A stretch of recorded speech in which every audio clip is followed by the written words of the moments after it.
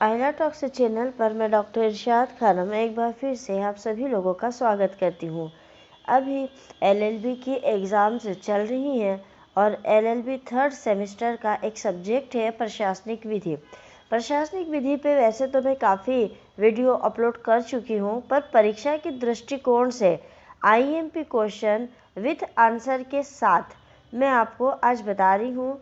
Short में answer बताऊंगी मैं इसके, पर आप इसको थोड़ा सा डिटेल में पढ़िएगा। और मैं इसको ज़्यादा डिटेल में नहीं समझा रही हूँ, क्योंकि मैं इसको आपकी एग्ज़ाम के दृष्टिकोण से बना रही हूँ कि एग्ज़ाम में अभी तक जो भी प्रश्न पूछे गए हैं उन सबको मैं कवर कर सकूँ और आपको एक थोड़ा सा आइडिया हो जाए कि एग्ज़ाम में कैसे क्वेश्चन पूछे जाएंगे और क्या आंसर हमको लिखना है। तो चलिए हम स्टार्ट करते हैं। प्रशासनिक विधि का पहला क्वेश्चन, प्रशासनिक विधि का अर्थ एवं परिभाषा बताइए। अथवा इस क्वेश्चन को ऐसे भी पूछ सकते हैं, प्रशासनिक विधि से आप क्या समझते हैं। प्रशासनिक विधि मतलब कि एडमिनिस्ट्रेटिव लॉ। प्रशासनिक विधि का संबंध संरचना से अधिक कृत्य को ध्यान में रखते हुए सरकार के प्रशासनिक प्रवर्तन और नियंत्रण से है। तो प्रशासनिक विधि क्या है, इसमें ये बताया गया है कि प्रशासन के ऊपर कंट्रोल कैसे रखा जाएगा, यानी इसकी संरचना नहीं की गई है, बल्कि प्रशासन के कार्यों को ध्यान में रख के ये बताया गया है कि सरकार जो है वो प्रशासन के ऊपर नियमों को कैसे लागू करेगा, प्रशासन के ऊपर अपना नियंत्रण कैसे रखेगा। ये प्रशासन की शक्तियों का विवेचन करती है और उनके प्रयोग के लिए प्रक्रिया को अभिकथित करती है। यानी प्रशासन को क्या क्या शक्तियाँ प्रदान की गई है, जैसे राज्य है, राज्य को चलाने के लिए प्रशासन के पास क्या क्या पावर है और उस पावर का, उस शक्ति का प्रयोग वो कैसे करेंगे, किस प्रक्रिया के माध्यम से करेंगे, ये प्रशासनिक विधि के अंतर्गत बताया गया है। अब हम इसकी डेफिनेशन की अगर बात करें तो जोबिट के अनुसार प्रशासनिक विधि वह है जो प्रशासन का संचालन करती है। मतलब प्रशासन का राज्य में, जैसे मान लीजिए मध्य प्रदेश है या फिर उत्तर प्रदेश है या कोई भी ऐसा स्टेट है जहाँ पर कि प्रशासन व्यवस्था, यानी कि पुलिस व्यवस्था देखनी हो, कलेक्टर वाली व्यवस्था देखनी हो, एक ज़िले की व्यवस्था देखनी हो, तो उसको किस तरीके से देखा जाएगा, इन सारी चीज़ों का संचालन जो है वो प्रशासन विधि में किया जाता है। प्रोफेसर वेट के अनुसार प्रशासनिक विधि का संबंध प्रशासनिक अधिकारियों के कार्य संचालन और शक्ति नियंत्रण से है, जो ढांचे की अपेक्षा कार्य पर अधिक बल देती है। अब प्रोफेसर बेड ने भी स्पष्ट रूप से कहा है कि प्रशासनिक विधि जो है उसका रिलेशन किससे है, प्रशासनिक अधिकारी से। और प्रशासनिक अधिकारी से कैसे है कि वे अपने कार्य को कैसे करेंगे, उनको जो शक्तियाँ दी गई हैं उन शक्तियों को कैसे नियंत्रण में रखा जा सकता है, क्योंकि अगर आपने शक्ति दे दी तो फिर व्यक्ति जो है वो मनमाने रूप से कार्य करने लगता है, तो उन शक्तियों के ऊपर नियंत्रण भी ज़रूरी है। तो इस वजह से जो प्रशासनिक विधि है बनाई गई है। प्रोफेसर डाइसी के अनुसार, प्रोफेसर डाइसी कहते हैं ये किसी भी राज्य की विधि का वह अंग है जो पहला राज्य के सभी अधिकारियों के विधिक परिस्थिति तथा दायित्वों का, सेकंड राज्य के अधिकारियों के प्रति सामान्य व्यक्तियों के अधिकारों तथा उत्तरदायित्वों का, तथा उस प्रशासनिक प्रक्रिया का निरूपण करता है जिसके द्वारा उन अधिकारों तथा दायित्वों को लागू किया जाता है। तो प्रोफेसर डाइसी के अन्य क्या कहा है कि ये जो प्रशासनिक विधि है ये क्या है, राज्य की विधि का एक भाग है। कौन सा भाग है, जिसके अंदर जो राज्य के अधिकारी हैं उन सारे अधिकारियों पर विधिक परिस्थिति और दायित्व और जो शक्तियां हैं, अधिकार हैं, उत्तरदायित्व है वो, और जो प्रशासनिक प्रक्रिया है वो सब उनके ऊपर लागू होते हैं और उनकी शक्तियों के ऊपर नियंत्रण भी किया जाता है। अब इसकी डेफिनेशन और भी बहुत सारी है, जो डेफिनेशन आपको पढ़ने में, समझने में इजी लगे, आप एग्ज़ाम के दृष्टिकोण से उसी को याद रखिएगा। अब हम इसके सेकंड क्वेश्चन को देखते हैं। प्रशासनिक विधि की प्रकृति एवं क्षेत्र यानी विस्तार का वर्णन कीजिए। इसको क्वेश्चन को ऐसे भी पूछा गया है, आधुनिक भारत में प्रशासनिक विधि के महत्व एवं प्रकृति की विवेचना कीजिए। प्रशासनिक विधि इतनी महत्वपूर्ण है कि इसका अध्ययन एक स्वतंत्र विषय मानकर ही करना उचित है। प्रशासनिक विधि का संबंध प्रशासनिक एजेंसियों जैसे रेलवे बोर्ड, केंद्रीय राजस्व बोर्ड, यातायात अधिकारी, वेतन बोर्ड इत्यादि अर्धव्यवस्थापिका और अर्ध न्यायिक व प्राधिकरणों से है। प्रशासनिक विधि के अंतर्गत मंत्री या उसके अधीनस्थ मंत्रालय के प्राधिकारों के विवेकाधिकार के बारे में अध्ययन किया जाता है तथा उनके प्रयोग के औचित्य की समीक्षा की जाती है। तो प्रशासनिक विधि में क्या क्या कार्य किया जा सकता है, जैसे रेलवे बोर्ड है, केंद्रीय राजस्व बोर्ड है, इसके बाद आपका यातायात वाला जो डिपार्टमेंट है, इन सारे डिपार्टमेंट के ऊपर जो है कंट्रोल किया जाता है। उनको शक्तियाँ तो दी जाती है क्योंकि शक्तियाँ देंगे तभी वो प्रशासन को सुचारू रूप से चला सकते हैं, लेकिन शक्तियों के बाद वो निरंकुश ना हो जाए इसलिए उनको कंट्रोल भी किया जाता है। तो प्रशासनिक विधि जो है वो हमारे देश के लिए इतनी आवश्यक है कि उसको एक अलग से स्वतंत्र विषय बनाकर ही उसका अध्ययन किया जाता है। जितने भी अर्ध व्यवस्थापिका हैं और जितने भी अर्ध न्यायिक या प्राधिकरण बनाए गए हैं उन सबको प्रशासन विधि के अंतर्गत ही शामिल किया गया है। प्रशासनिक विधि के अंतर्गत प्रशासनिक ट्रिब्यूनल, चुनाव न्यायाधिकरण, औद्योगिक न्यायाधिकरण, आयकर अपील न्यायाधिकरण इत्यादि के अधिकारी दायित्वों और कार्यों का अध्ययन किया जाता है। संविधान के अनुसार जो एजेंसी, कॉरपोरेशन या न्यायाधिकरण स्थापित किए जाते हैं उन सबकी प्रशासनिक शक्तियां एवं दायित्वों की समीक्षा करना तथा यह देखना कि विशेष रूप से जब उनमें से कोई न्यायालय के रूप में कार्य करे तो उनकी न्याय प्रक्रिया भी न्याय सिद्धांतों के अनुरूप हो। यानी कॉन्स्टिट्यूशन के द्वारा अगर कोई न्यायाधिकरण स्थापित किया गया, कोई एजेंसी स्थापित की गई है, किसी कॉरपोरेशन का निर्माण किया गया है जो संविधान के अनुसार हो, तो उन सब प्रशासनिक शक्तियों, दायित्वों की समीक्षा करना और ये देखना कि वो जितने भी कार्य कर रहे हैं वो न्यायालय के रूप में कार्य कर रहे हैं, तो उनको वो सारी शक्तियाँ मिली हुई हैं, वो शक्तियों का दुरुपयोग तो नहीं कर रहे हैं, उनकी जो न्याय प्रक्रिया है वो क्या न्याय सिद्धांतों के अनुसार ही है, ये सब देखना प्रशासनिक अधिकारी का काम है। और ये सब प्रशासनिक विधि के विषय वस्तु भी है कि वह इन सब चीज़ों के ऊपर ध्यान रखेगा।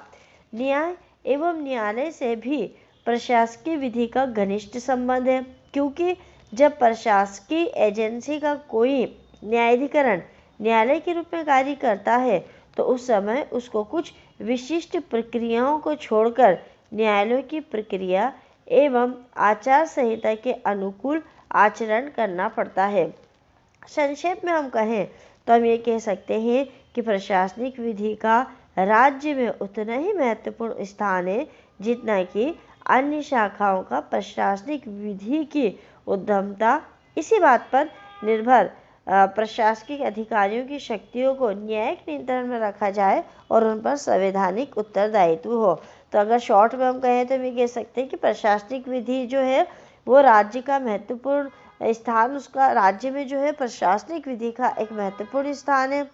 विधि की जितनी भी शाखाएं हैं प्रशासनिक विधि की उद्यमता इसी बात पर निर्भर करती है। यानी प्रशासनिक विधि जो है वो किस बात पर निर्भर है कि उसको प्रशासनिक अधिकारियों को जो शक्तियाँ दी गई है उन शक्तियों को न्यायिक नियंत्रण में रखा जाए और उसके ऊपर संवैधानिक उत्तरदायित्व डाले। तो ये कौन डालेगा? तो ये प्रशासनिक विधि में जो दे रखा है पावर उसके अनुसार डाला जाएगा। यानी प्रशासनिक विधि अगर हम सीधे से कहें तो प्रशासन अपने कार्य का संचालन कैसे करेगा उससे संबंधित विधि है। हार्वर्ड के शब्दों में यदि प्रशासनिक शक्ति पर नियंत्रण न रखा गया तो नवीन निरंकुशता फैल जाएगी। यानी प्रशासन को हमने सारे अधिकार दे दिए। जैसे मान लीजिए कि हमने कलेक्टर को सारे अधिकार दे दिए, अब कलेक्टर के कंट्रोल करने के लिए भी कोई ना कोई होना चाहिए। अगर कोई कंट्रोल करने वाला नहीं होगा तो वो निरंकुश हो जाएगा, और निरंकुश हो जाएगा तो राज्य में अराजकता फैलेगी। तीसरा क्वेश्चन है हमारा, प्रशासनिक विधि के उद्देश्य एवं कारणों को समझाइए। इसको ऐसे भी पूछा गया है कि प्रशासनिक विधि को परिभाषित कीजिए। वर्तमान युग में त्वरित विकास के इसके कारणों को समझाइए, या फिर प्रशासनिक विधि के विकास के कारणों की विवेचना कीजिए। या इस क्वेश्चन को ऐसे भी पूछा जा सकता है कि कल्याणकारी राज्य की स्थापना के कारण प्रशासनिक विधि के विकास में निरंतर अभिवृद्धि होती जा रही है। कथन की विवेचना करते हुए प्रशासनिक विधि के विकास के अन्य कारणों का उल्लेख कीजिए। तो सबसे पहले हम इसके उद्देश्य को देखते हैं। मैं आपको फिर बता दूं कि इससे रिलेटेड बहुत सारे वीडियो मैं पहले भी अपलोड कर चुकी हूँ, पर एग्ज़ाम के दृष्टिकोण से मैं आपको क्वेश्चन के साथ आंसर बता रही हूँ, क्योंकि एग्ज़ाम जो है बहुत ही नज़दीक है, और नज़दीक होने की वजह से मैं चाह रही हूँ कि स्टूडेंट को क्वेश्चन विथ आंसर मिल जाए, और ऐसे क्वेश्चन जो मोस्ट आईएमपी है, जो एग्ज़ाम में अक्सर पूछे जाते हैं। प्रशासनिक विधि के उद्देश्य। प्रशासनिक विधि के उद्देश्य निम्नलिखित है। पहला, प्रशासनिक अधिकारियों की गैर कानूनी और स्वेच्छाचारी प्रवृत्ति से नागरिकों की स्वतंत्रता। यानी प्रशासनिक विधि का उद्देश्य क्या था? सबसे पहले कि प्रशासनिक अधिकारी जो है वो कोई भी ऐसा कार्य ना करे जो गैरकानूनी है। दूसरा, कि वो खुद स्वेच्छाधारी ना हो जाए, मतलब उनकी जो मनमानी करने ना लग जाए, और नागरिकों की स्वतंत्रता से कोई नुकसान ना पहुंचा दे। दूसरा, नागरिकों के जीवन और उनकी संपत्ति की रक्षा करना। तीसरा, प्रशासन का कार्य कुशलता में कोई कमी ना होना। चौथा, प्रशासन द्वारा अधिकारों के दुरुपयोग पर रोक लगाना। 5, प्रशासनिक अधिकारियों के अनाधिकार कृत्यों पर नियंत्रण। ऐसे कार्य जो प्रशासनिक अधिकारियों को नहीं करना चाहिए उसके ऊपर नियंत्रण लगाना भी इस अधिनियम को बनाने का, इस विधि को बनाने का उद्देश्य था। आधुनिक युग में प्रशासनिक विधि के महत्व को नकारा नहीं जा सकता है। प्रशासनिक विधि के अभ्युत्थान को आर्थर टी वांटरविल्ड ने 20वीं सदी की विधि का अभूतपूर्व विकास कहा है। अब प्रशासनिक विधि के विकास के कारणों के ऊपर चर्चा कर लेते हैं। प्रशासनिक विधि का अभ्युदय यानी कि इसका उदय जो है 18वीं शताब्दी में हुआ, और इसके बाद शीघ्रता से इसका विकास होता चला गया। प्रशासनिक विधि संवैधानिक विधि का ही एक अंग मात्र न होकर स्वयं एक स्वतंत्र विषय बन गया है। न्यायाधीश श्री वेंकटरमैया के अनुसार प्रशासनिक विधि के सिद्धांतों का मुख्य 3 सरकारी शक्तियों पर नियंत्रण से है, और इसका किसी कंपनी इत्यादि के कार्य या इनके प्रशासन में नहीं है। प्रशासनिक विधि का मूल उद्देश्य क्या है? सरकार और सरकारी अधिकारियों की शक्तियों पर नियंत्रण रखना, जिससे कि वे अपने अधिकारों और शक्तियों का दुरुपयोग ना कर सके। प्रशासनिक विधि के विकास के जो प्रमुख कारण हैं उसमें हम देखते हैं, सबसे पहला, राज्यों के कार्यों में वृद्धि। राज्य के कार्यों में अत्यधिक वृद्धि हो जाने के कारण प्रशासन को भी ये सभी कार्य दे दिए गए हैं जो कि मूलतः राज्यों को करने थे। इसके अंतर्गत प्रशासन के नियम व उपनियम बनाए गए हैं, और न्यायिक तथा अर्ध न्यायिक संसदा के रूप में विवादों का निर्णय आदि करने का अधिकार दिया गया है। तो सबसे पहले प्रशासनिक विधि के विकास का क्या कारण है? तो ये पहला कारण है कि राज्यों के कार्य में वृद्धि हो गई है। राज्य के जो कार्य प्रशासन को करना चाहिए थे वह कार्य उन्होंने किसको दे दिए हैं? अलग अलग राज्यों को अपने अपने एरिया के कार्य करने के लिए दे दिए हैं कि आपको अपने राज्य में अगर ज़रूरत पड़े तो आप नियम उपनियम बना सकते हैं। अर्ध न्यायिक संस्थाओं के रूप में विवादों का निपटारा भी कर सकते हैं। तो इन कामों में वृद्धि हुई है, इसलिए प्रशासनिक विधि का विकास भी हुआ है। सेकंड है राज्य के उद्देश्य में परिवर्तन। राज्य का कार्यक्षेत्र समाज के स्वरूप पर निर्भर करता है। प्रारंभिक समाज में राज्य का कार्य मुख्यतः केवल विदेशी आक्रमणकारियों से रक्षा करना था तथा आंतरिक शांति व्यवस्था बनाए रखना था। परंतु समाज का विकास होने के कारण राज्य के सामने अनेक नई नई समस्याएं आई और उन समस्याओं के समाधान के लिए प्रशासनिक विधि का विकास जरूरी हो गया था। तीसरा, कार्यकुशलता की वृद्धि एवं शीघ्र न्याय। जब व्यवस्थापिका, कार्यपालिका, न्यायपालिका पृथक और स्वतंत्र रूप से कार्य करती है तो उनके कार्य संचालन में इतनी कुशलता नहीं रहती है कि किसी जटिल मामले का निपटारा ठीक से कर सके। तो कभी कभी शीघ्र निर्णय नहीं ले पाते हैं क्योंकि बहुत सी बातों के लिए एक अंग को दूसरे के ऊपर निर्भर ही नहीं पड़ता है। क्या होता है कि जब कोई न्यायपालिका है, न्यायपालिका में आपने कोई केस लगाया है और केस जो है वो नगर पालिका से संबंधित है। नगर पालिका जब तक अपने डॉक्यूमेंट्स वहाँ नहीं भेजेगा तब तक न्यायपालिका कोई कार्य नहीं कर पाएगी। तो कई बार ऐसे ये जो तीनों है, व्यवस्थापिका, कार्यपालिका, न्यायपालिका, ये अलग अलग होकर कार्य तो कर रही है, स्वतंत्र रूप से कार्य भी कर रही है, पर कई बार ऐसा होता है कि ये किसी भी मसले को लेकर एक दूसरे के ऊपर निर्भर रहते हैं, जिसकी वजह से भी प्रशासनिक विधि के विकास की आवश्यकता पड़ी। चौथा, समाज के स्वरूप में परिवर्तन। जैसा कि आप सब जानते हैं कि जैसे जैसे समाज में परिवर्तन होता है वैसे वैसे हमें नई विधियों की आवश्यकता पड़ती है। प्रारंभिक युग में समाज का स्वरूप बड़ा ही सरल तथा सामान्य था। जब हमारा युग शुरू हुआ था तब समाज का स्वरूप जो है वो सरल और सामान्य था, जनरल सा था। लोगों की आवश्यकताएं सीमित होती थी और इतनी सीमित होती थी कि वह स्वयं उनकी पूर्ति कर लेते थे। प्रारंभ में राज्य का कार्य भी बहुत सीमित था। जैसे जैसे शिक्षा का प्रसार होता गया, लोगों में जागृति पैदा होने लगी, जिससे कृषि, उद्योग, धनी व्यापार या कल कारखानों में वृद्धि होने लगी। वैसे ही हमें जो है प्रशासनिक विधि की आवश्यकता पड़ने लगी। पांचवा, फ्रांस में प्रशासनिक विधि। फ्रांस में प्रशासनिक विधि को बहुत महत्वपूर्ण स्थान दिया गया है। इंग्लैंड के प्रसिद्ध विधिशास्त्री डाइसी ने ये कभी फ्रांस की प्रशासनिक विधि की बड़ी आलोचना की है, परंतु फिर भी इंग्लैंड इसके प्रभाव से अछूता नहीं रहा। फ्रांस में सन 1872 के बाद जब से काउंसिल दी एडेड ने एक स्वतंत्र न्यायालय के रूप में कार्य करना प्रारंभ किया, तब से फ्रांस में प्रशासनिक विधि का महत्व और बढ़ गया है। चौथा क्वेश्चन देखते हैं, प्रशासनिक विधि या प्रशासी विधि का क्या महत्व है, अथवा आधुनिक भारत में प्रशासनिक विधि का महत्व क्या है वो समझाइए।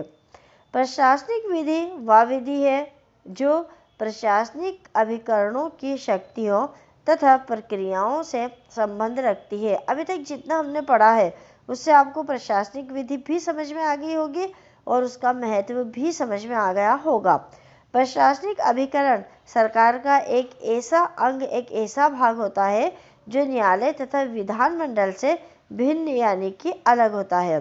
व्यापक अर्थ में ये कहा जा सकता है कि प्रशासनिक विधि परिनियमित विधि तथा प्रशासनिक प्राधिकारियों को नियंत्रित करने की विधि को सम्मिलित करती है। जो कार्य गलत ढंग या कानून का उल्लंघन करके किए जाते हैं, प्रशासी विधि इस प्रकार के कार्यों पर नियंत्रण करती है तथा भविष्य के लिए इस प्रकार के कार्य न हो उसके ऊपर रोक लगाती है। वर्तमान के इस वैज्ञानिक युग में प्रशासी विधि के महत्व को अच्छी प्रकार से स्वीकार कर लिया गया है। प्रशासी विधि से सामाजिक विकास पर्याप्त मात्रा में हुआ है तथा सामाजिक विकास के साथ ही साथ समाज में रहने वाले व्यक्तियों में प्रशासी विधि के उत्तरदायित्व में भी काफ़ी वृद्धि हुई है। प्राचीन समय में राज्य पर प्रशासन करना सरल कार्य था। अगर हम पुराने समय की बात करें तो राज्य के ऊपर प्रशासन करना बहुत ही आसान कार्य था। क्यों? क्योंकि उस समय जनसंख्या कम थी तथा राज्य के लिए कार्य भी कम थे। आज की तरह भ्रष्टाचार का बोलबाला नहीं था, परंतु वर्तमान समय में अगर हम बात करें तो प्रशासकीय अधिकारियों व सामान्य नागरिकों के संबंधों में विरोधाभास होता जा रहा है। मतलब प्रशासनिक अधिकारी और जो एक सामान्य जनता है उनके बीच आपस में नहीं बन रही है। इन संबंधों में सुधार लाने के लिए कानून की आवश्यकता महसूस की गई है। कानून की सहायता से व्यक्तियों और अधिकारियों के मध्य आपसी विचारों में सामंजस्य स्थापित करने में काफी सहयोग मिला है। कानून के द्वारा कार्य भी नियम के अनुसार होते हैं और अधिकारियों के द्वारा पद का गलत तरीके से प्रयोग भी कम होता है।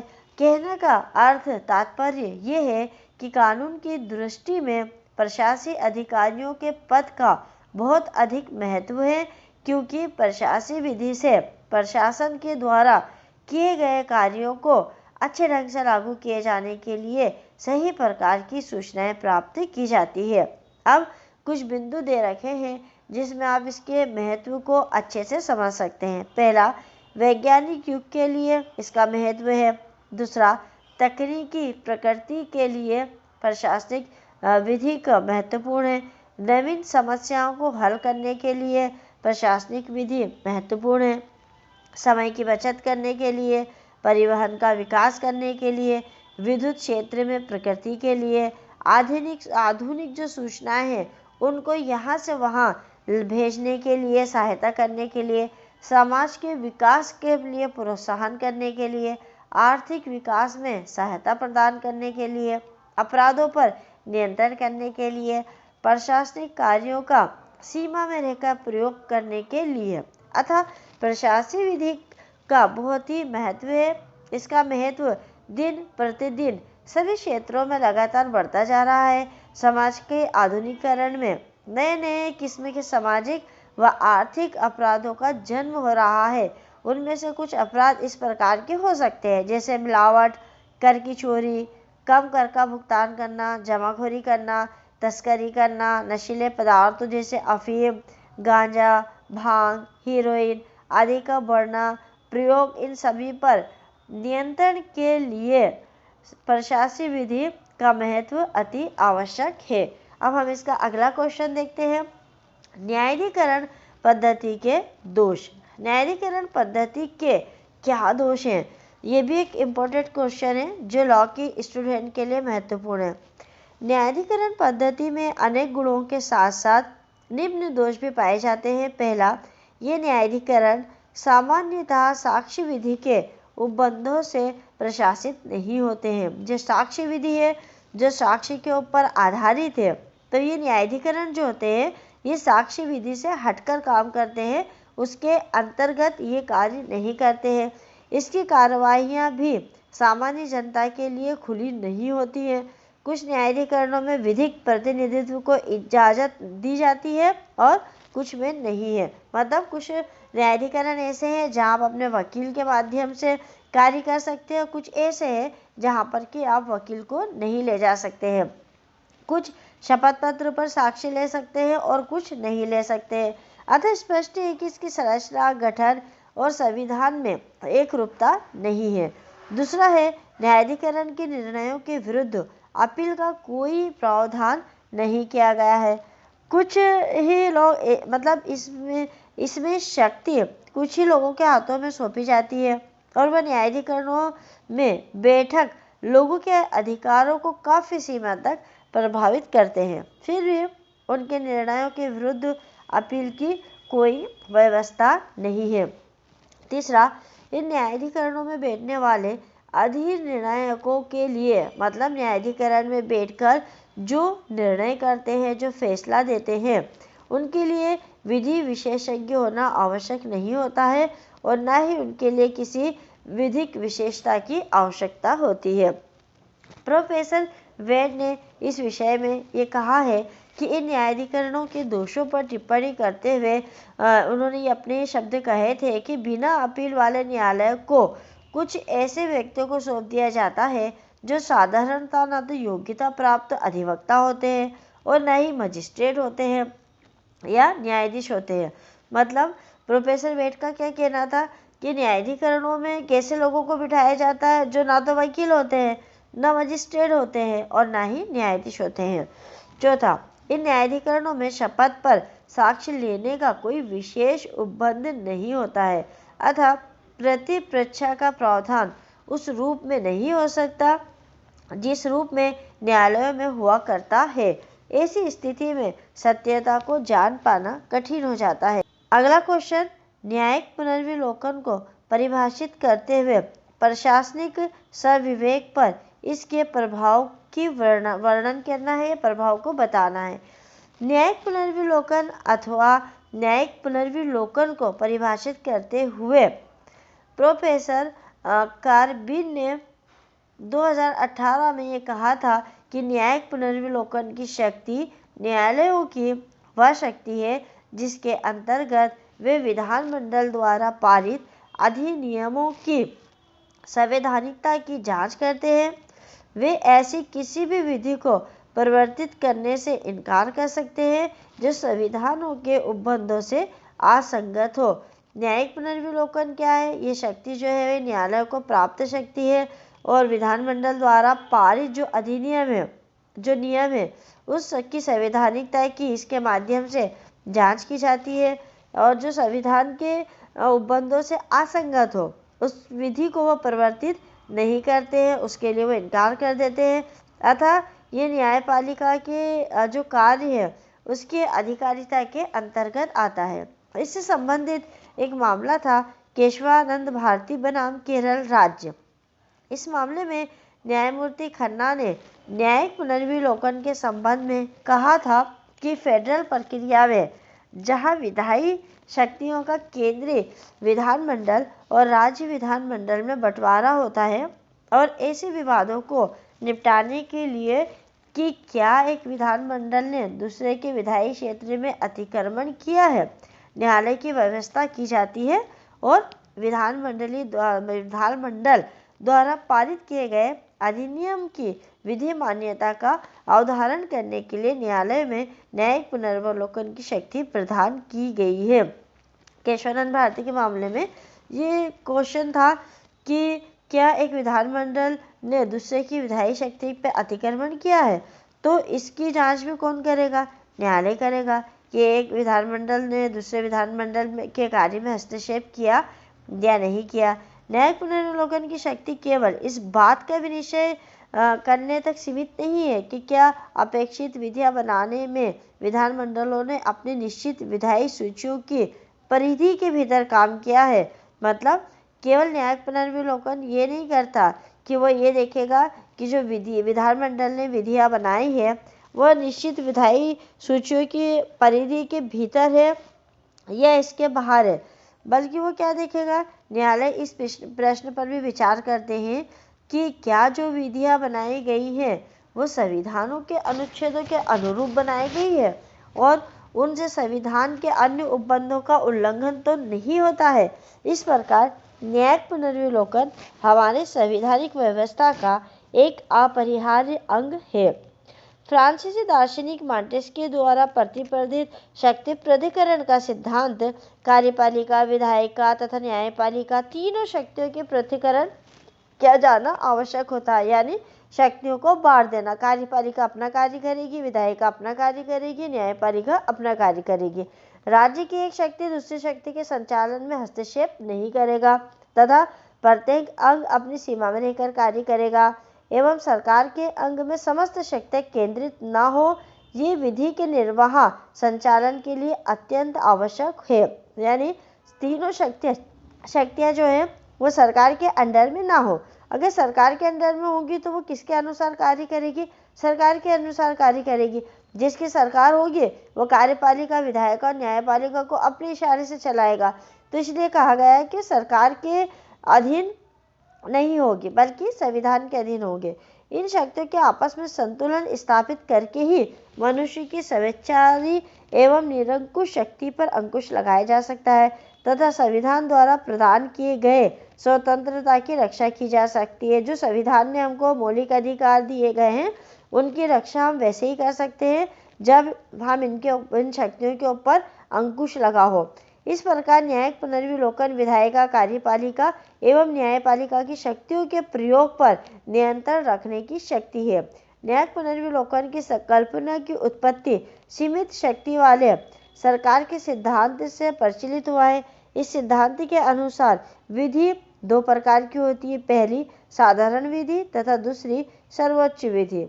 देश की सर्वोच्च विधि की अगर हम बात करें, यानी संविधान अन्य सभी विधियों का आधार और स्रोत होता है। ऐसा कोई भी विधि जो संविधानों के उपबंधों का अभिसंचन करती है असंवैधानिक मानी जाती है। यानी कि हर विधि जो संविधान के अनुसार बनाई गई हो वह लीगल विधि है, वैध विधि है। ऐसी विधि जो संविधानों के विपरीत बनाई गई हो वह असंवैधानिक है, उसको आप विधि नहीं मान सकते हो। ऐसी स्थिति में किसी संस्था को इन विधियों को अविद्यमान घोषित करने का प्राधिकार होता है तथा वह अंग निश्चित रूप से न्यायपालिका ही होती है जिसके द्वारा न्यायिक पुनर्विलोकन किया जाता है। अब कोई विधि जो है संवैधानिक है या नहीं है, संविधान के अनुसार बनी है या नहीं बनी है, इसका निर्णय कौन करेगा? तो न्यायपालिका करेगी। और न्यायपालिका कैसे करेगी? न्यायिक पुनर्विलोकन के माध्यम से करेगी। अब अगला क्वेश्चन देखते हैं, प्रशासनिक कृत्यों को सविस्तार व्याख्यापित कीजिए। प्रशासन को सरकार के तीनों कार्य विधायी, न्यायिक तथा कार्यपालक का केंद्र बिंदु माना जाता है। मतलब सरकार किन चीज़ों के ऊपर निर्भर है? विधायिका, न्यायपालिका, कार्यपालिका। कार्यपालक कृत्य को विधायी तथा न्यायिक कार्यों का अवशेष माना जाता है। नैसर्गिक न्याय के परमापों के बावजूद भी सरकार के कुछ ऐसे कार्य बचे रहते हैं जहां पर प्रभावित व्यक्ति की सुनवाई अपेक्षित नहीं होती है और इस प्रकार के कार्यों को प्रशासनिक कार्य कहा जाता है। वास्तव में सरकार की दो शाखाएं हैं, विधानमंडल तथा न्यायपालिका। में जो कृत्य निहित होते हैं उन्हीं का निष्पादन कार्यपालिका द्वारा किया जाता है और कुछ प्रशासनिक ये जो कार्य होते हैं ये प्रशासनिक कार्य कहलाते हैं। मतलब जो प्रशासनिक कार्य हैं वो क्या है? तो विधानमंडल और न्यायपालिका जो भी कार्य करने का सौंपती है। विधानमंडल कौन?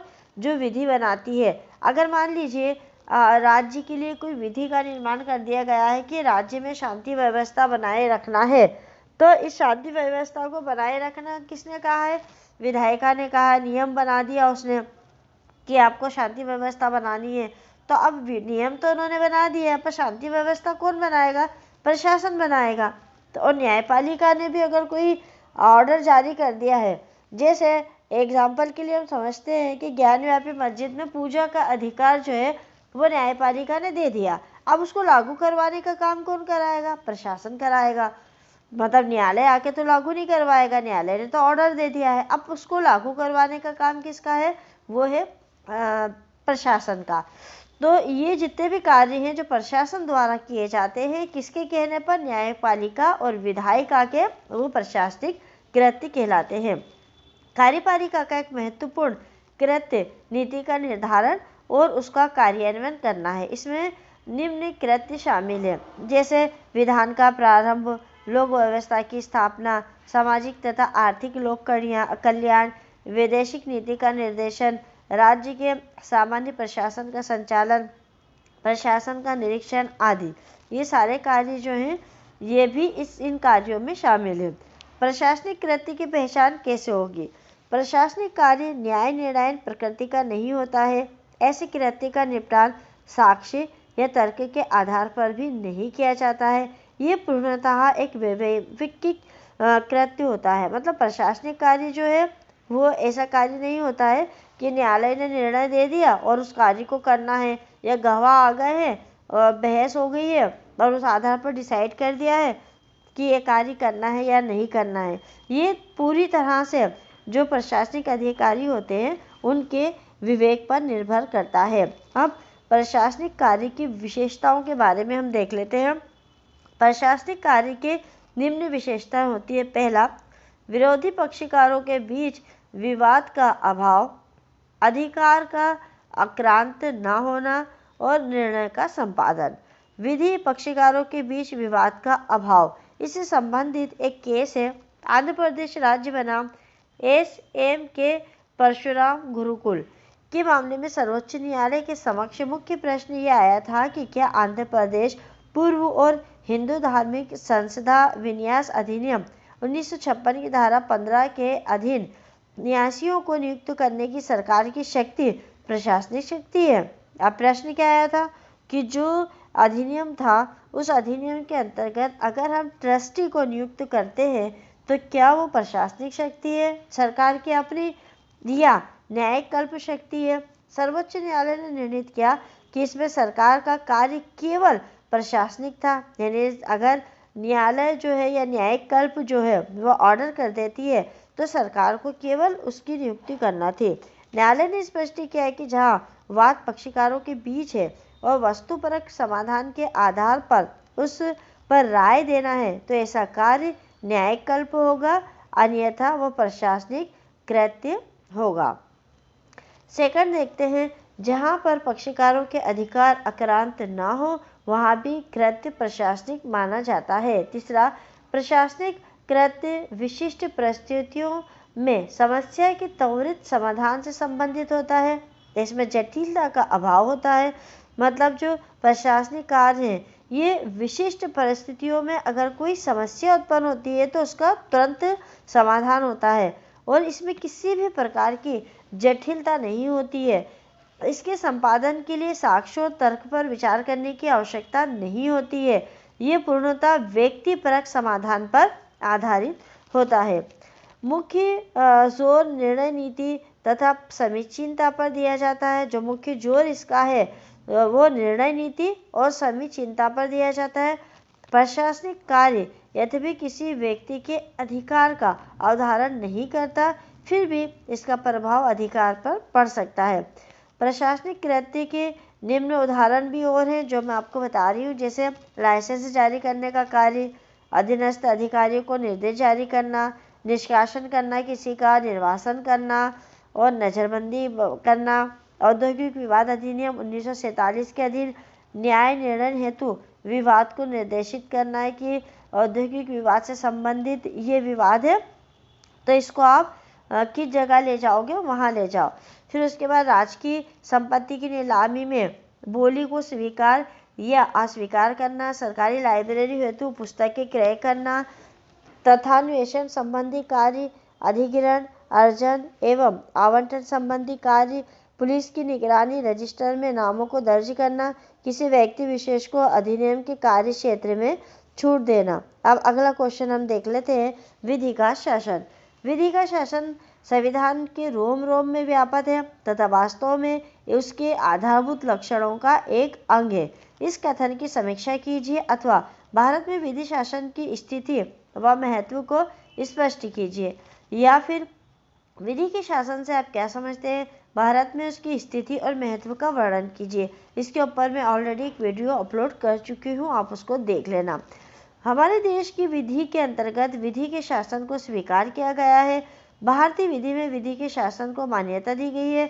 भारतीय विधि के संदर्भ में विधि के शासन को निम्नलिखित बिंदुओं के माध्यम से समझा जा सकता है। पहला, संविधान की सर्वोच्चता। भारत में संविधान सर्वोच्च है। संविधान की प्रस्तावना में ही विधि के शासन की संकल्पना को मान्यता प्रदान की गई है। प्रस्तावना में ये कहा गया है कि हम भारत के लोग एक संप्रभुता संपन्न, समाजवादी, धर्मनिरपेक्ष, लोकतांत्रिक गणराज्य बनाने के लिए तथा नागरिकों को सामाजिक, आर्थिक एवं राजनीतिक न्याय, विचार, अभिव्यक्ति, विश्वास, धर्म एवं पूजा की स्वतंत्रता, प्रतिष्ठा एवं अवसर की समानता प्रदान करने के लिए उनके व्यक्ति की गरिमा, राष्ट्रीय एकता और अखंडता तय करने वाले भाईचारे को बढ़ाने हेतु संविधान को अधिनियमित करते हैं। इस प्रकार संविधान में ये स्पष्ट कर दिया गया है कि विधि का शासन जो है या शासन व्यवस्था का संचालन जो है वह विधि के शासन द्वारा किया जाता है। इससे संबंधित एक केस भी है, मनीलाल सी बनाम बोरो बाजू। इस बात में कहा गया था कि भारत में उच्चतम न्यायालय का ये कर्तव्य है कि विधि की राजसत्ता को बनाए रखे तथा लोगों के विश्वास को सिद्ध करे कि इस देश में विधि के ऊपर कोई नहीं है तथा शासन व्यक्तियों का नहीं वरन विधि का नियम होता है। विधि का शासन किसी को विधि के ऊपर होने का दावा करने की अनुमति नहीं देता है। सेकंड है अधिकारों का संवैधानिक संरक्षण। भारतीय संविधान में दिए गए मौलिक अधिकार सरकार द्वारा शक्ति के प्रयोग पर सीमा की भांति कार्य करते हैं। संविधान व्यक्तियों को मौलिक अधिकारों की गारंटी देता है। यदि किसी नागरिक के मौलिक अधिकारों का हनन होता है, नुकसान होता है, तो भारत में विधि का शासन उसकी शिकायतें दूर करने हेतु उपयुक्त मंच उपलब्ध कराता है। पीड़ित पक्षकार सर्वोच्च न्यायालय में आवेदन कर सकता है। फिर है समता की संवैधानिक अपेक्षा। भारतीय संविधान का अनुच्छेद 14 विधि के समक्ष समानता को मान्यता देता है। सामान्य दशाओं में सभी व्यक्तियों एवं वस्तुओं को छूटों एवं दायित्वों के आधार पर बराबर बराबर समझा जाता है। संविधान में विधि के शासन की अवधारणा विवेकाधिकार के अनुरूप है, परंतु विवेकाधिकार का आशय मनमानी करने से नहीं है। मतलब कि हमारे देश के संविधान की अगर हम बात करें तो अनुच्छेद 14 के अंतर्गत हमें समानता का अधिकार दिया गया है, किसी से भी भेदभाव नहीं करेगा। प्रशासनिक सरलता को तय करने हेतु प्राकृतिक न्याय के नियमों को विधि के शासन में अपनाने को भी स्वीकार किया गया है। प्राकृतिक न्याय का सिद्धांत मतलब कि जब आप न्याय करने बैठते हैं तो आपको दूसरे पक्ष को भी सुनना है। विधि के शासन में ये माना जाता है कि आप कितने ही उच्च क्यों ना हो, विधि के अधीन है। आप विधि के ऊपर नहीं है, विधि से बड़े नहीं है। एक केराईपक बनाम भारत के राष्ट्रपतिवाद में सर्वोच्च न्यायालय ने कहा कि विधि का शासन प्रशासन के संपूर्ण क्षेत्र में विद्यमान रहता है तथा राज्य के सभी अंग जो हैं वो विधि के शासन द्वारा विनियमित होते हैं। कल्याणकारी राज्य में प्रशासकीय निकायों के अधिकार क्षेत्र में तेजी से वृद्धि होना वांछनीय है। न्यायाधीश भगवती ने बच्चन से बना पंजाब राज्य के मामले में कहा था कि विधि का शासन जो है भारतीय संविधान के रोम रोम में बसा हुआ है तथा साथ में उसके वास्तव में उसके लक्षणों का एक अंग है। चौथा, विधिक वांछनीयता का पालन। विधि के शासन में कानूनी वांछनीयता का पालन करना वांछनीय होता है। सर्वोच्च न्यायालय द्वारा पी संभामूर्ति बनाम आंध्र प्रदेश राज्य के बाद में विधि के शासन के आधार पर संविधान के अनुच्छेद 371 D5 को गैर कानूनी माना गया था। न्यायालय ने निर्धारित किया था कि जो संबंध प्रावधान विधि के शासन का उल्लंघन करता है, जो संविधान की मूल संरचना एवं विशेषता है। विधि के शासन का ये मौलिक सिद्धांत है कि कार्यपालिका या किसी अन्य प्राधिकारी द्वारा अपनी शक्ति का प्रयोग करके केवल विधि की शक्ति के अनुसार ही वो अपनी शक्तियों का प्रयोग करेगा। अपनी शक्तियों का प्रयोग करके वो किसी को नुकसान नहीं पहुंचा सकता। राज्य के सभी अंग विधि की सीमा में रहते हैं। अब इसका महत्व देखते हैं कि निष्कर्ष के रूप में हम ये कह सकते हैं कि भारत एक प्रजातांत्रिक देश है तथा विधि का शासन यहाँ की एक आधारभूत वांछनीयता है। विधि के शासन के लिए स्वतंत्र और निष्पक्ष न्यायपालिका आवश्यक होती है और विधि न्यायपालिका तो आवश्यक होती है, परंतु इस हेतु विधि का शासन आवश्यक होता है। विधि के समक्ष सभी नागरिकों को समानता दी जाती है। भारत में सभी नागरिकों को राज्य द्वारा शक्ति के मनमाने उपयोग के विपरीत संरक्षण दिया जाता है। विधि के शासन तथा प्रशासनिक विधि में कोई विरोध नहीं है। अब क्वेश्चन हमारा अगला है, डायसी के मत की समीक्षा कीजिए। डायसी द्वारा विधि के शासन की विद्यमानता की कल्पना एवं विस्तार फ्रांस के ड्राफ्ट एडमिनिस्ट्रेटिव के आधार पर की गई है। इसे इनकी एक बहुत बड़ी गलती माना जाता है। डायसी द्वारा विशेष प्राधिकरणों को ध्यान में नहीं रखा गया है। अब डायसी के मत को पूर्णतः स्वीकार नहीं किया जा सकता है। ये संकल्पना सामाजिक, आर्थिक और राजनीतिक मूल्यों पर आधारित है जो कि बदलती रहती है, अतः इसे भी परिवर्तनीय माना जाना चाहिए। डायसी के मत की समीक्षा हेतु निम्नलिखित पर विचार किया जा सकता है। पहला, शासक एवं शासित की विधिपूर्ण साम्यता का प्रश्न। डायसी के काल में शासक एवं शासितों के पूर्ण विधिक साम्यता नहीं थी। शासक की विधिक क्रियाओं विशेषाधिकार रखती थी। शासक को अपकृत्य विधि के अधीन प्रतिवादी नहीं बनाया जा सकता था। शासक और शासित को एक ही तराजू में तोलना ठीक नहीं लगता था, क्योंकि इन दोनों के वास्तविक भेद उन्हें स्वीकार करने ही होते हैं। मतलब डायसी के काल में क्या था कि केवल शासक का राज था। शासक को न तो अपकृत्य के लिए दोषी माना जाता था और न शासक व शास्त्री को अलग समझा जाता था। सेकंड, विवेक शक्ति तथा मनमानेपन की शक्ति। डायसी ने अपने सिद्धांत में विवेकाधीन शक्ति तथा मनमानी करने की शक्ति को एक ही रूप में स्वीकार किया है, जबकि विवेकाधिकार वर्तमान शासन पद्धति के लिए वांछनीय होता है। विवेकाधिकार को विधि के शासन का विरोधी नहीं माना जा सकता और न ही इसे मनमानी करने की शक्ति ही माना जा सकता है। अगर हम किसी अधिकारी को एक विवेकाधिकार शक्ति दे देते हैं कि समय पड़ने पर वो अपने विवेक से कोई निर्णय ले सकता है, तो हम इसको विधि के शासन का विरोधी भी नहीं कह सकते हैं और ना ही ये कह सकते हैं कि वो मनमानी रूप से अपनी शक्ति का प्रयोग कर रहा है। प्रशासकीय विधि से विवेकाधिकार पर नियंत्रण करने की आवश्यकता है। प्रशासनिक विधि विधि शासन की विरोधी नहीं है। विधि का शासन मनमानी करने को रोकता है तथा प्रशासन के विवेकपूर्ण शक्तियों को मान्यता देता है। तीसरा है ग्रिफिथ एवं स्ट्रीट की विचारानुसार। इनके द्वारा विधि के शासन के निम्नलिखित भाव बताए गए हैं। पहला, विधि के शासन का आशय मनमानीपन की शक्ति के विपरीत सामान्य विधि की पूर्ण सर्वोच्चता या वरिष्ठता से है। दो, विधि के शासन के अधीन लोग केवल विधि के द्वारा ही शासित होते हैं। किसी भी व्यक्ति को केवल तभी दंड दिया जा सकता है जब वह विधि का उल्लंघन करे। तीसरा, प्रशासन की शक्तियों के स्रोत अधिनियम है। चौथा, यदि किसी व्यक्ति को विधि में बदलाव के कारण या सामान्य हित में विवेकाधिकार के उपयोग के कारण नुकसान उठाना पड़ता है तो राज्य उसे क्षतिपूर्ति देगा। और अगला, प्रशासन विधि से आबद्ध होता है। जो प्रशासन होता है वो विधि से बंधा हुआ होता है। चौथा, आधुनिक संकल्पना। वर्तमान कल्याणकारी राज्य में डायसी के मत को पूर्णतः स्वीकार नहीं किया जा सकता है। डायसी ने विधि के शासन, जो डेविस है, उन्होंने विधि के शासन के निम्नलिखित अर्थ बताए हैं। पहला, विवेकाधिकार की व्यवस्था, निश्चित नियम, विवेकाधिकार का विलोपन, विधि की सम्यक प्रक्रिया, प्राकृतिक न्याय के सिद्धांतों का पालन, कार्यपालक प्राधिकारी एवं प्रशासकीय अधिकरणों की अपेक्षा न्यायाधीशों एवं साधारण न्यायालयों को प्राथमिकता, प्रशासकीय कार्यों या न्यायिक पुनर्विलोकन। विधि के शासन को परिवर्तनशील अवधारणा माना जाता है। ये एक विधिक आदर्श है। विधि के शासन के अनुसार विधि में निम्नलिखित बातें होना वांछित होती है, जैसे विधियां भविष्योन्मुखी हो, सभी विधियां सुलभ और स्पष्ट हो, विधि में उचित स्थिरता होनी चाहिए, विधि में प्राकृतिक न्याय के नियमों को ध्यान में रखा जाना चाहिए, न्यायपालिका एवं विधि व्यवसाय की स्वतंत्रता सुनिश्चित हो, न्यायालय सभी के लिए खुले होना चाहिए और न्यायपालिका प्रशासनिक कार्यों का पुनरीक्षण कर सकती हो।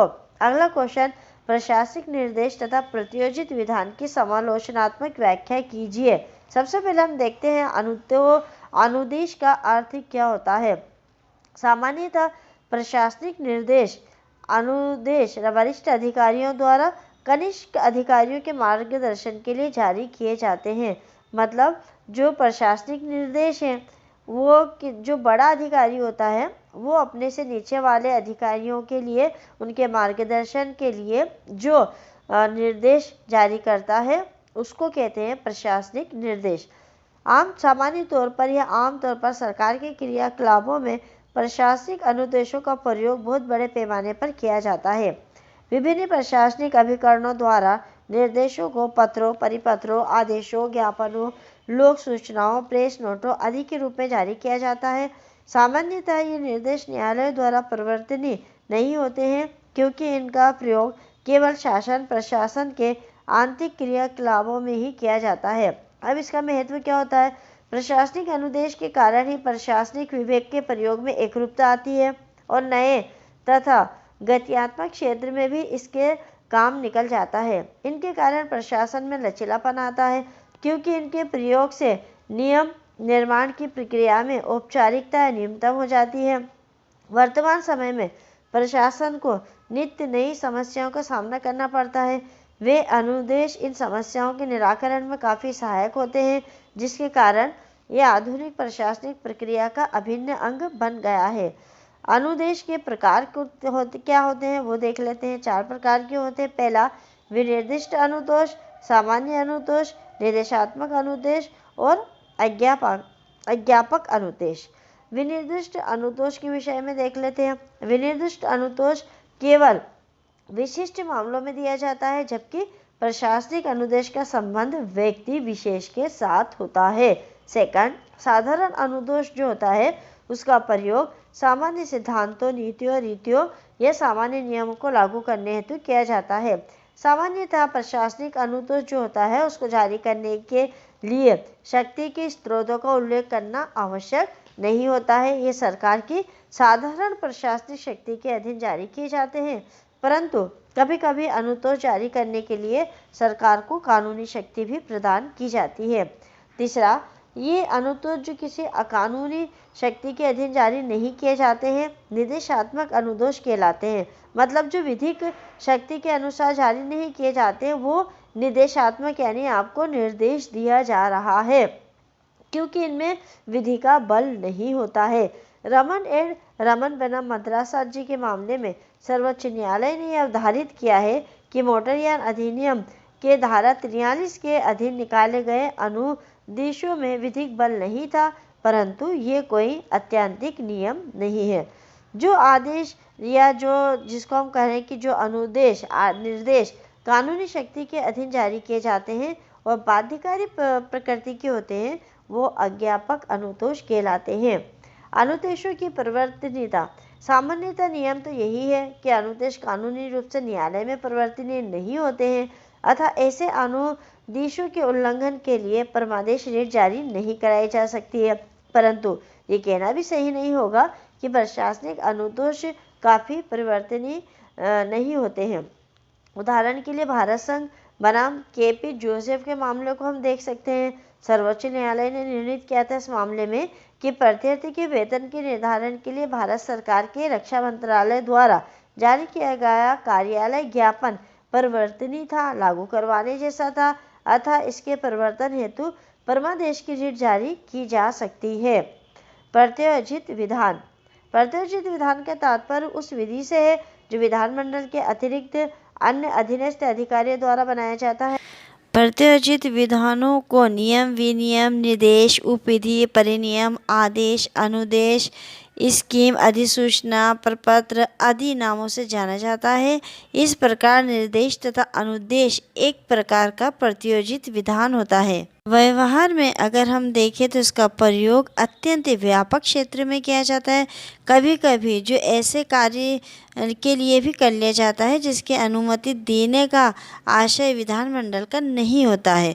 प्रत्यायोजित विधान के अत्यधिक विस्तृत क्षेत्र के कारण इस पर नियंत्रण रख पाना मुश्किल होता है, जिसके कारण प्रशासन में स्वेच्छाचारिता और मनमानापन बढ़ जाता है। ये एक नए प्रकार की तानाशाही को जन्म देता है जो विधि शासन, शक्ति पृथक्करण के सिद्ध तथा लोकतांत्रिक प्रक्रिया के विरुद्ध है। इसी आधार पर इसकी आलोचना की जाती है, परंतु आज के समय में ये अपरिहार्य है, इसका कोई विकल्प नहीं है, अतः एक आवश्यक बुराई के रूप में किया जाता है। ये वीडियो आपके लिए बहुत ही महत्वपूर्ण था। अगर आपको पसंद आया हो तो आप हमें कमेंट्स करके ज़रूर बताइएगा। कमेंट्स के साथ साथ लाइक करिए, शेयर करिए।